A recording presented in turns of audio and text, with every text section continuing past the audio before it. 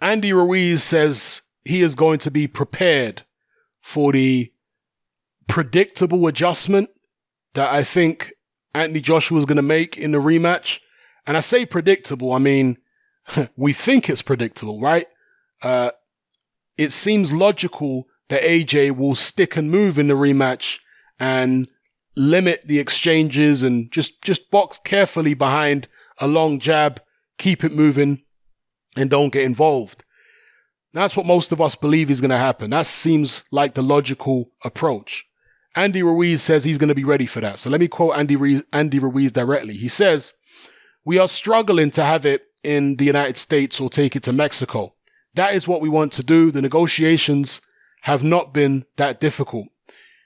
We want to be focused and prepared for the rematch. I do not want to lose the belts. I think he's going to want to box a little, but with the preparations we're going to do, we're going to be pushing harder, throwing more punches and more combinations." Indeed, that's what Andy Ruiz is going to have to do. He's going to have to be more active because he wasn't actually that active in the first fight. You know, there were moments, obviously, like in the third round when he threw a lot of shots. A couple of the other rounds, obviously the seventh when he threw a lot of shots. But for the most part, he wasn't that active. And one of the reasons that Andy Ruiz, in many fights actually, isn't that active is because he doesn't like to throw unless he's in range. Yeah? He might throw a jab to the body here and there, jab to the head here and there. But for the most part, he doesn't like to throw shots unless he's in range. Okay? He likes to maintain his shape and his construct so he can duck your shots or block your shots and come back with full power hooks. You know, he doesn't want to be catching you on the end of shots. He wants to be catching you in the middle of the action. So Andy Ruiz is a guy who really does like to throw with quality. He's not a guy who just comes forward as a volume puncher, wasting shots, taking two to land one. That's not Andy Ruiz's style, never has been. And Andy Ruiz's approach actually backfired in the Joseph Parker fight, I felt, because I'm one of those people who actually feel that Joseph Parker beat him legitimately. I know a lot of people disagree, and that's fair enough, but I felt like Andy Ruiz just wasn't active enough in the Joseph Parker fight, and Parker was sticking and moving, not engaging, and Ruiz wasn't doing enough to put pressure on Parker with his hands. He was putting pressure on him with his feet, but that's another issue for Andy Ruiz. His feet are not that fast. I've spoken in previous videos about this AJ rematch. It will be good to see Ruiz drop 10, 15, maybe 20 pounds for the rematch to quicken those feet up a bit. Because if AJ is going to be on his bike, Ruiz is going to need to be able to cut the ring off faster, get close more quickly, etc. He's going to need to be able to do that. Yeah? If he's going to counteract the extra movement that we're expecting from AJ in the rematch. So hopefully he'll do that as well as throwing more punches. Now, when it comes to throwing more punches, again, Andy Ruiz is not a volume puncher. He's a pressure fighter.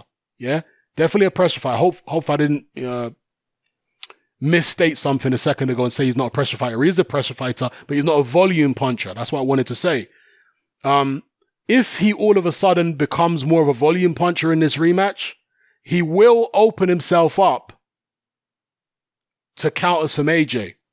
He will give AJ opportunities. Now, obviously, AJ is going to be a bit wary because, if the guy misses and I counter him, he could come back with his own shots again. AJ is going to need to fight almost a Klitschko type fight where he really takes his time, tries to break Ruiz down with jabs, clinches when he's up close, and then maybe later on in the fight, if he's done enough damage with the jab and stuff like that, then he can start capitalizing on Ruiz's mistakes and hitting him with big counters or what have you. But one of the things about Andy Ruiz that AJ needs to be careful of as well, because I think Andy Ruiz is going to be a lot more aggressive in the rematch. Andy Ruiz is very good at catching you when you try to clinch him. He's very good at that. We didn't see it that much in the first AJ Ruiz fight. We saw it in the third round, maybe a bit in the seventh, but in between we didn't really see it much. But I've watched a lot of Andy Ruiz fights over the years, and trust me, when you get in close and even you try to clinch him, you better make sure you've got him tight, because he's very good at getting a hand free with them little short arms and getting very fast, vicious hooks off when you're up close to him, literally in clinching range. Sometimes fighters have kind of half got him clinched and he manages to explode with these fast shots and down they go. So AJ's going to have to be very careful about that. But yeah, it's going to be intriguing, this rematch. Definitely looking forward to it if it actually gets signed. I stand by my earlier comment that I made in the immediate aftermath of the AJ Ruiz fight. I would prefer AJ not to fight the Ruiz rematch now, and I prefer him to allow Ruiz to go and fight Wilder for the undisputed. That's what I'd prefer, because my wish has always been to see an undisputed heavyweight champion. That's always been my wish. Once we've got an undisputed,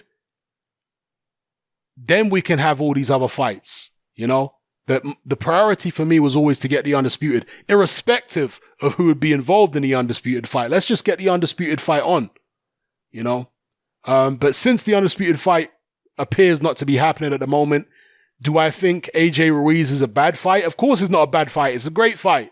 Given what happened first time around, the rematch is still very intriguing, and I'm absolutely going to be tuning in to watch it. So, may the best man win. Let me know what you guys think in the comment section below. It's happening, I'm out. Join me on Patreon.